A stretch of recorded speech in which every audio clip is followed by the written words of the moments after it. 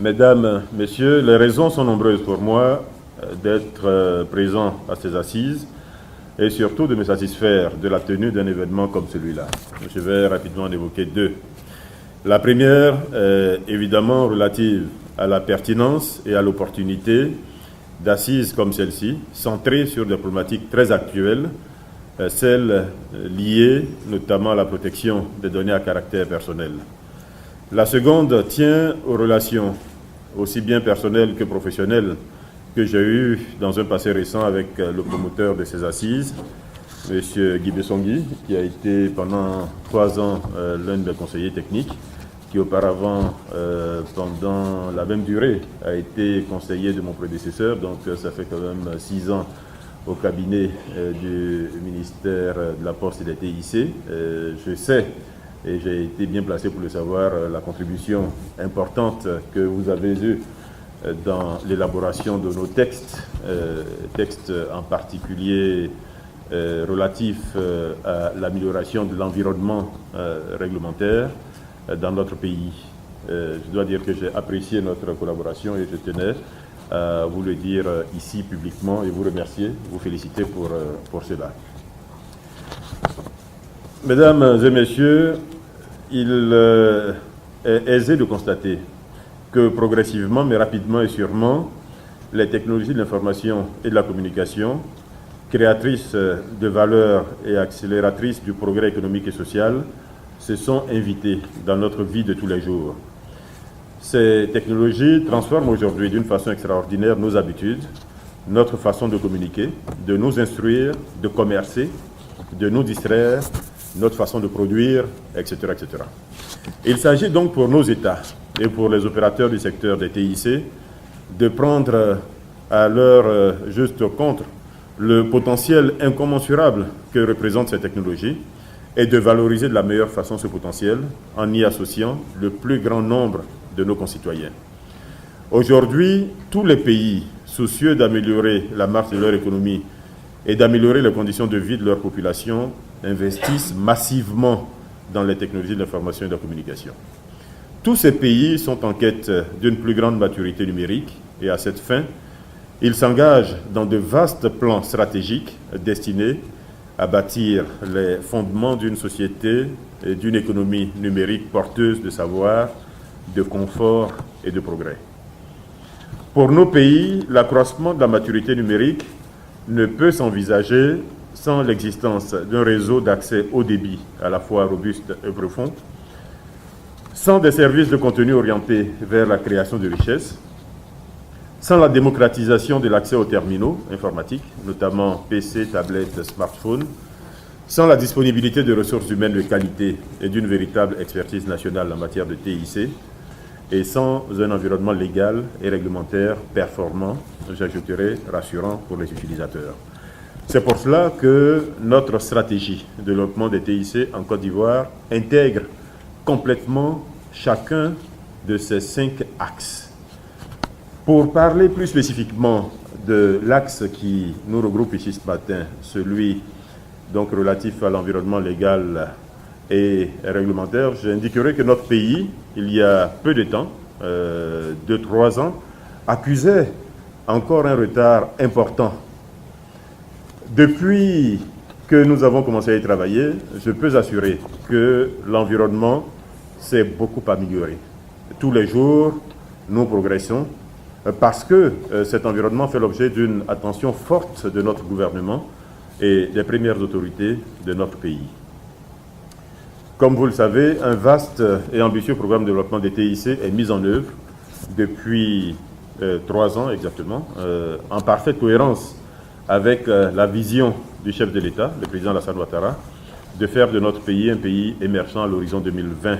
Nous l'avons déjà dit à tellement de reprises que je ne vais pas ici reprendre ces explications-là. On ne peut pas être pays émergent si on n'a pas une base en matière de TIC forte. Mesdames et messieurs, à travers le monde, les toutes premières lois en matière de protection informatique datent d'il y a une vingtaine d'années. Depuis, notre écosystème des TIC a profondément changé. D'abord, par la nature des données traitées par l'informatique. Ces données se sont diversifiées à l'infini. Et à l'époque, il s'agissait principalement de données officielles gérées par les États et leur démembrement. Mais aujourd'hui, comme vous pouvez le voir, ces données sont stockées, traitées partout par des sociétés privées dans le monde entier et souvent même au-delà des frontières de nos pays. Et ces données, aujourd'hui, concernent tous les aspects de notre vie, tous les aspects de notre vie. Notre comportement, nos habitudes, les trajets même que nous empruntons quotidiennement, notre image, les données médicales, c'est important, les informations génétiques, etc., etc. Il faut savoir que nous laissons tous les jours et à tout moment des traces dans ce cyberespace. Traces qui peuvent être utilisées contre nous, évidemment. La quantité d'informations personnelles recensées et exploitées à travers nos systèmes informatiques s'est très fortement accrue, en même temps que s'accroissait la puissance de calcul des outils informatiques. Cela, je parle de la puissance de calcul des outils informatiques, permet des traitements de plus en plus rapides, de volumes de plus en plus importants d'informations, à des coûts de moins en moins élevés. L'Internet a évidemment accentué ce phénomène et le stockage de données, je l'indiquais tout à l'heure, n'est plus aujourd'hui l'exclusivité des États, mais d'entreprises privées, pour l'essentiel situées hors de nos frontières. Dans ces conditions, comment protéger de façon adéquate les données à caractère personnel?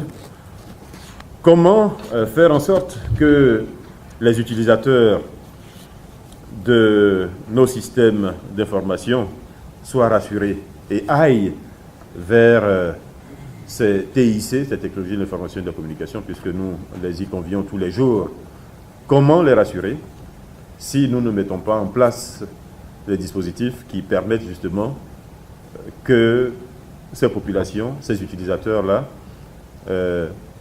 soient protégés contre l'utilisation abusive des données qui les concernent? Je voudrais vous rassurer en ce qui concerne la Côte d'Ivoire en disant que cette réalité ne nous a pas échappé. C'est ainsi que moins de 2 ans après la prise effective de fonction du président Alassane Ouattara, notre pays a engagé l'adoption de textes structurants pour notre secteur, dont la vocation était de mieux régir notre cyberespace, des TIC, et justement de donner aux utilisateurs les assurances dont je parlais tout à l'heure.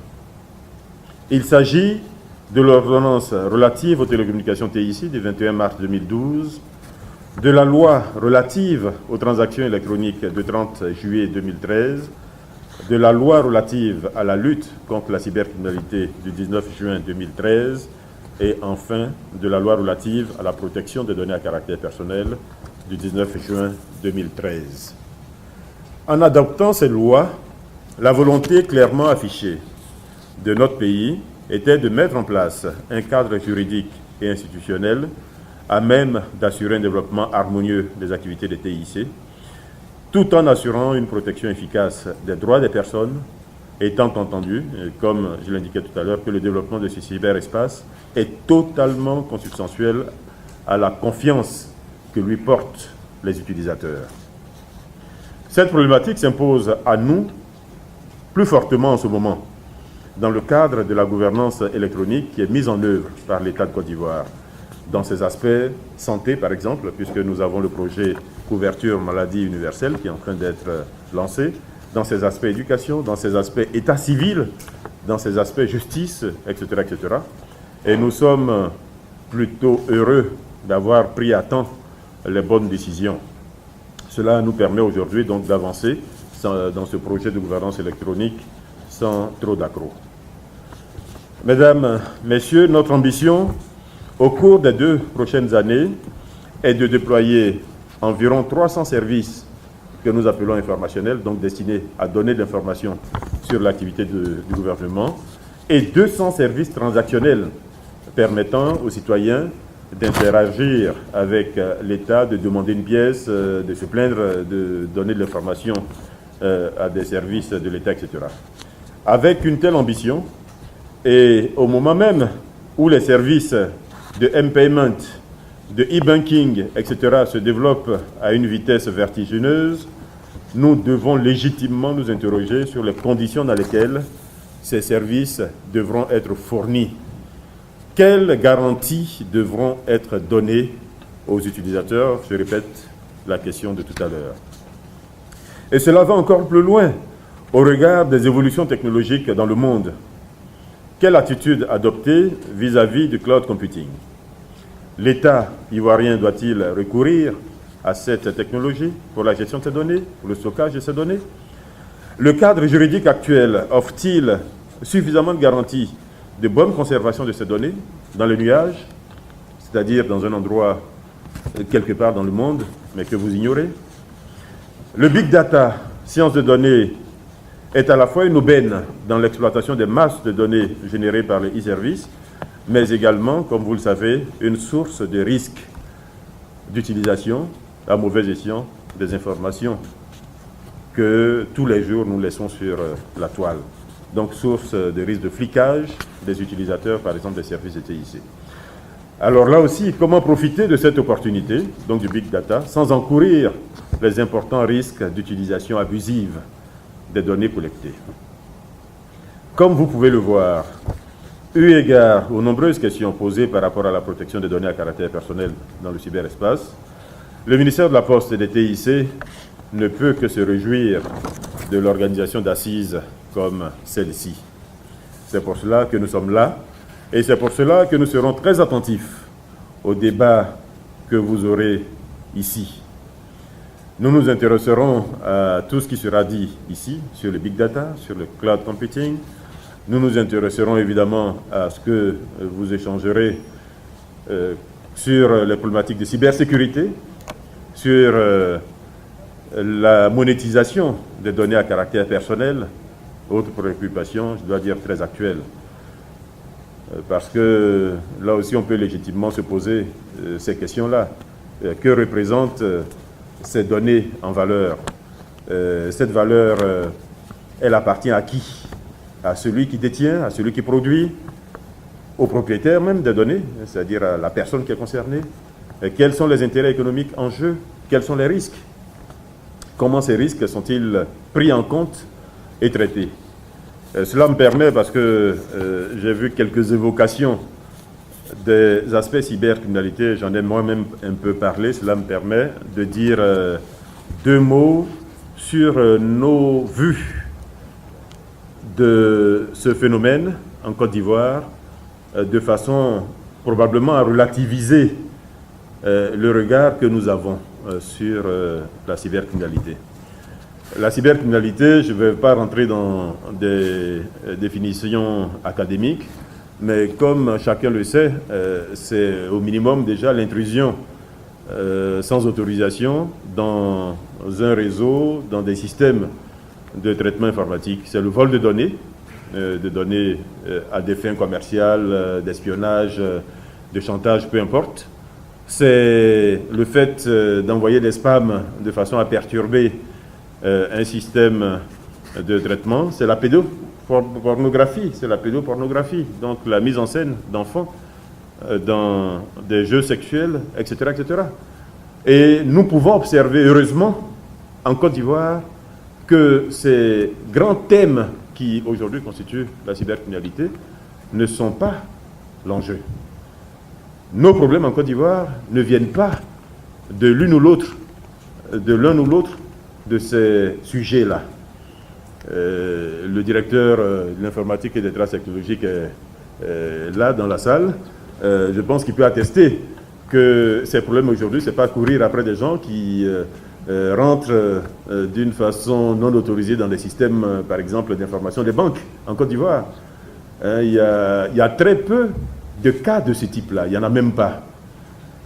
Mais par contre, en Côte d'Ivoire, nous sommes fortement confrontés à la petite escroquerie faite avec des moyens ou des technologies de l'information et de la communication, si on veut les appeler comme ça, mais avec des moyens ou téléphoniques ou informatiques. Mais ce n'est pas pour autant de la cybercriminalité ou en tant que telle. Donc, évitons de continuer à donner l'image dans le monde que la Côte d'Ivoire est un pays de cybercriminels, de gens qui hackent les systèmes informatiques et qui n'a absolument aucune sécurité informatique en Côte d'Ivoire. Non, ce n'est pas le cas. Nos réseaux sont en sécurité, nos systèmes informatiques sont sûrs. Nous avons un dispositif mis en place qui est robuste, qui est rigoureux, avec les lois dont j'ai parlé tout à l'heure, avec le CERT, vous en avez parlé tout à l'heure, monsieur le secrétaire général de l'UAT, donc le Computer Emergency Response Team, qui est logé à l'ARTCI. Nous avons un système qui est robuste avec justement la DITT, donc la Direction de l'informatique des traces technologiques, avec la PLCC, la plateforme de lutte contre la cybercriminalité, qui aujourd'hui a mis en place un certain nombre de dispositifs qui permettent à la Côte d'Ivoire de lutter efficacement, je dois le dire, contre ce phénomène de cybercriminalité. Pour le reste, la petite escroquerie, j'allais dire, nous avons malheureusement très peu de moyens, parce que cela relève plus, j'allais dire, du bon sens des personnes qui aujourd'hui sont victimes de ces faits-là. Et il faut que ces personnes-là peut-être soient moins naïves. Quand vous n'avez pas joué à la loterie et qu'on vous dit que vous avez gagné 100 millions à la loterie, comment vous pouvez y croire? Tout à l'heure, on me donnait un exemple d'une société belge qui a reçu une commande de combien de conteneurs livrables à une prison africaine. Et conteneurs de chocolat. Bon, à nos prisonniers, il faut déjà donner du riz. Bon, et tous les jours, nous avons des cas comme cela. Des gens qui sont en Europe, aux États-Unis, au Canada, qui n'ont jamais vu physiquement une personne en Côte d'Ivoire et qui lui transfèrent de l'argent, sans la connaître. Et sans jamais avoir entendu sa voix d'ailleurs, juste parce qu'on échange des écrits.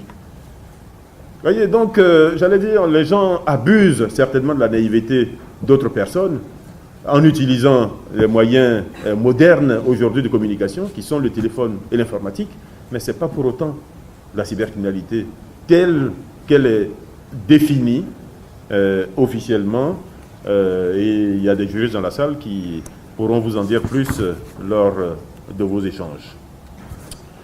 Nous avons donc bon espoir que vos échanges au cours de ces 2 journées seront fructueux et qu'ils permettront d'aider à trouver des réponses concrètes et pertinentes aux problématiques de protection des données à caractère personnel auxquelles, je le précise, nous sommes tous confrontés, vous autant que nous.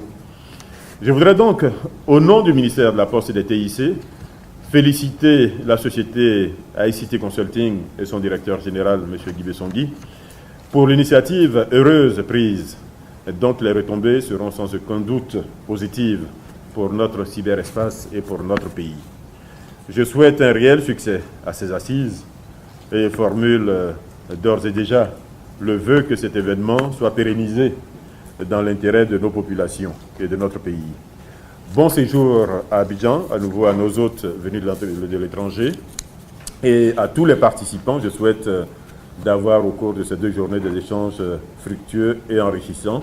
Je vous remercie et je déclare ouvertes les assises du numérique en Côte d'Ivoire, session 2015. Merci beaucoup.